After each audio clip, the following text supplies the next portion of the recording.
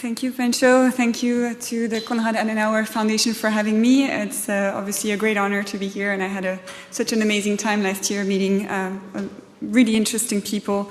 Of course, it's difficult to be speaking after Commissioner Breton, because as you said, he's a highly respected figure, especially in my country, and I really have a lot of respect for what the Commission is doing. Nevertheless, it's difficult because my perspective today will be a little bit critical of the approach that the EU has decided to go for when it comes to winning in the digital economy and the data economy. This you don't need to remember.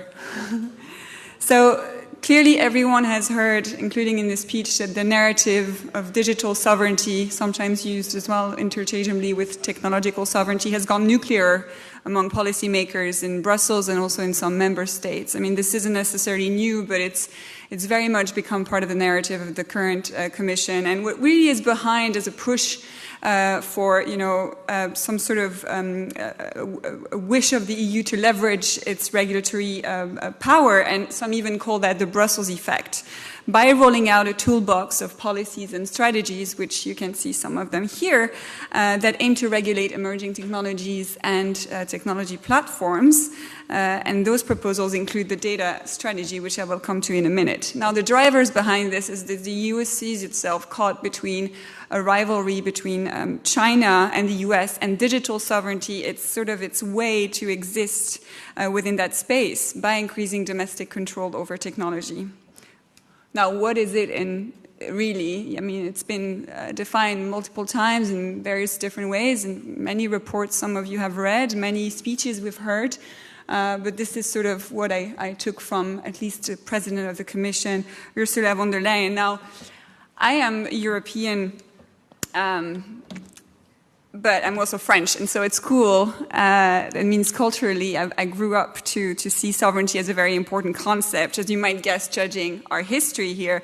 But being French also means I enjoy being a contrarian and some sort of a gainsayer just for the sake of the intellectual argument. We find that very stimulating, right? So even if I understand that the concept is very appealing and I'm very attached to it in a way, I'd like to point out that there are few things that are wrong in the way the concept is being framed and implemented in policy. Taking as an example the data strategy. Now, what is data sovereignty? Because we talk about digital sovereignty, but this is more specifically data sovereignty and data ownership have become part of the equation as well. So what the EU wants to do is to own the data, to regulate it, to protect principles that it holds dear, such as data protection and privacy. We've just had the chance to hear Commissioner Breton on this. We've heard him many times saying, the data belongs to Europe. It should stay in Europe. It belongs to us. It should be processed here and stored here. I also heard him say in a television show on BFM TV and was it the French TV channel that, the Chinese do it, the Russians do it, we should do it as well. So it's clear that, in a way, that suggests the EU wants to adopt portions of the Chinese orientations to control the data, especially the data that's being collected from big US-based platforms. But some are raising legitimate concerns about how this can be counterproductive and how this will not necessarily help the EU become an architect of global power and a leader in the digital economy. Typically, the EU does a better job at making rules than at playing power politics. So if this whole narrative remains a paper tiger that will not impress a country like China, it's not because the rules are written in the EU that it will benefit its tech sector. It's not because the EU tried that strategy and thinks it's been successful with the GDPR that it should try to replicate it to all other areas of the digital economy. And it's certainly not because the Russians and the Chinese and the Americans sometimes do it that we should do it as well. I think we should carve out our own approach and not try to be a follower of existing models, especially those representing digital protectionism. And we should not aspire to win with this sort of models. We should not respond to foreign protectionism by serving protectionist interests and becoming protectionist ourselves. What does the data strategy call for? I'm sure many of you are familiar with it, so I will not spend too much time on this, but basically the idea is that we create a European common data space market for data with a shared set of rules. And the goal is good and ambitious. I'm really pleased that we're encouraging B2G and B2B data sharing. It's necessary, it's essential in the digital economy, and there are many mutual benefits.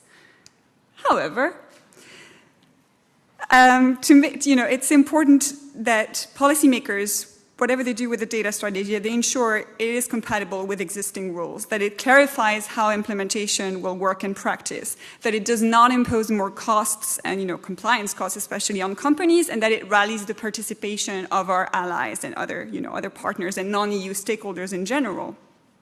The success of the implementation will very much depend on the credibility of the project, and that means you need to be clear as to how that will work in practice. For now, some people are still very skeptical about how clear that is, so I think that will be a first step to persuade others to join the projects of the EU data strategy. Second, commercial data sets often include personal and non-personal data. If you think of a data space like the financial one or the healthcare one, it is inevitable that you will have a mix of both. And so you'll have regulatory schizophrenia between the GDPR that restricts in some way the collection and sharing and use of data, and on the other side, a regulation or a framework that encourages it. You'll have to separate data sets. How do you do that? It is expensive. It will bring more legal uncertainty to companies. There will have to be a lot of arbitrages to be made, and that can lead to delays and higher costs. Third, the strategy says we need cloud providers operated in Europe on the grounds that US cloud providers are not secure or trustworthy. But storing a data within a country's border does not make it more secure or more trustworthy or private, and non-EU cloud providers already respect the GDPR because you have to do so when you want to do business in the EU. Plus, a lot of them already provide the option to their customers to store their data in Europe. Another point I wanted to bring up is that we're pushing for data localization here in the hope that it will support the success of our firms. But the success of those firms very much still depends on a secure infrastructure which the US cloud providers are best equipped to give us. How do we think we can build cheaper, better, maybe more energy efficient clouds ourselves? And in the middle of a recession, how will you convince companies to switch to new cloud providers, let alone that we have a legacy of failed industrial projects and cloud projects like Quaero, which are very wonderful, but they wasted public money and they injected basically free funding to industrial laggards just for the sake of battling US tech platforms on a territory where we don't necessarily lead. The most important cloud providers in the EU are still American. I mean, you have OVH, you have Orange, Deutsche Telekom maybe, but basically the biggest ones. These are still where companies go to because they can provide scale, they have the capabilities that are needed.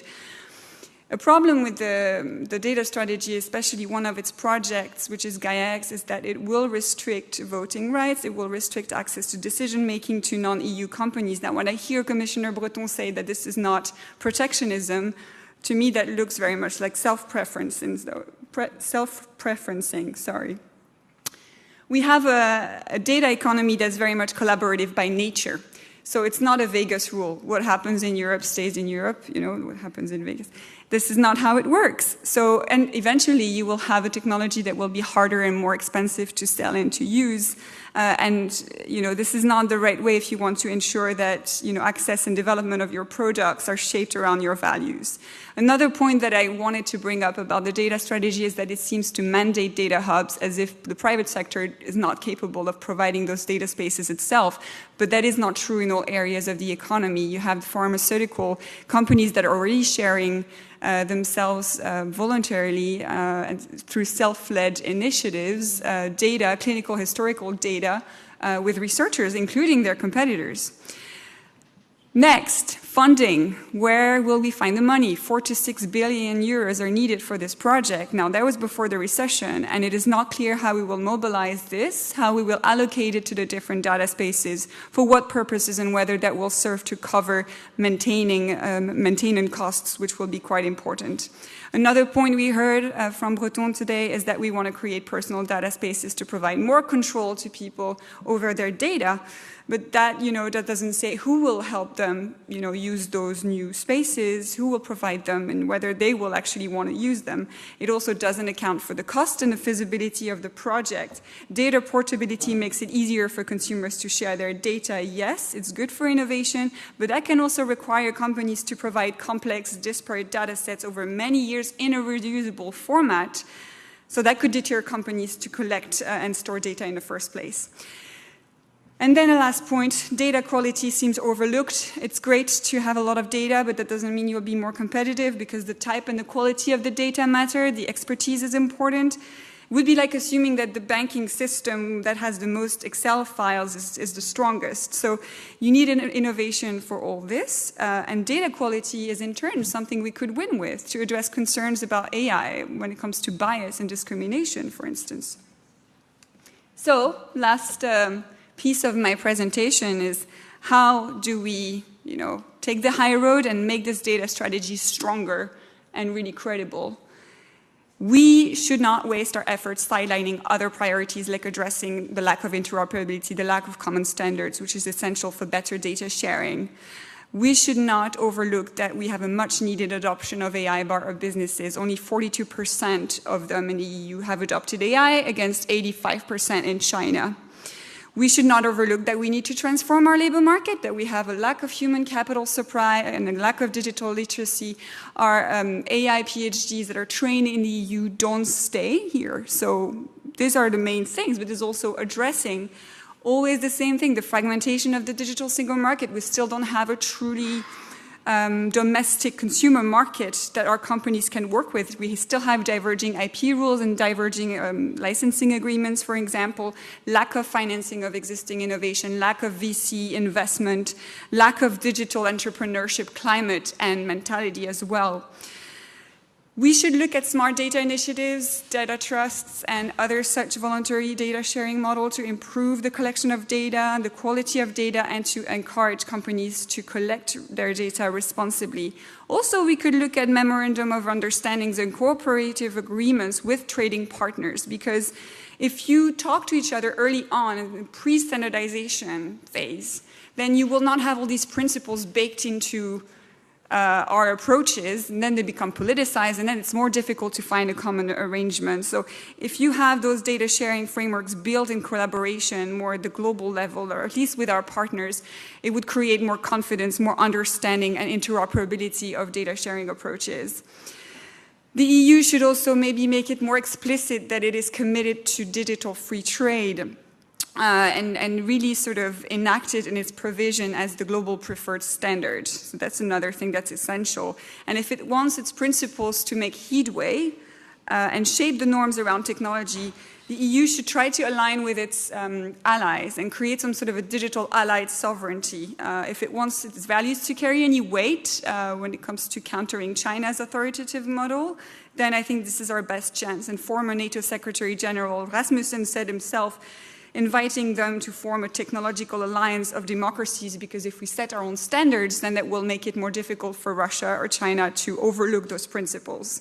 We need cooperation rather than isolation, or just a focus on more regulation. Otherwise, we're not going to have the capabilities and the funding that we need to compete with autonomy in the digital economy. We'll be running with handcuffs instead.